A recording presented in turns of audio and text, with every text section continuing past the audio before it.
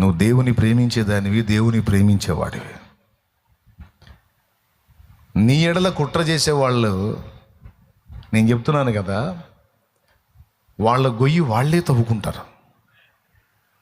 చెప్పాలంటే ఇంకా నిన్ను చంపుదాం అనుకున్న వాళ్ళు వాళ్ళ సావు డేటు వాళ్ళే రాసుకుంటారు. అది ఎలా జరిగిద్దని నన్ను అడగద్దు. మేము ఏమల పైన తిప్పొచ్చు, పైన ఉన్నాడు జగన్నాటక సూత్రధారి. దేవునికి స్తోత్రం కలుగునుగా.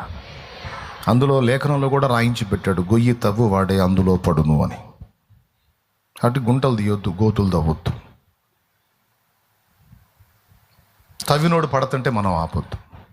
దేవునికి స్తోత్రం కలుగునుగా. ఎందుకు కష్టపడి తవ్వుకున్నాడుగా, కష్టపడి తవ్వాడు కదా, మరి వాడు అందులో పడుతున్నప్పుడు మనం ఎట్లా ఆపుతాం? ముచ్చటగా తవ్వుకుంటే సావురా అంటాం. దేవునికి స్తోత్రం.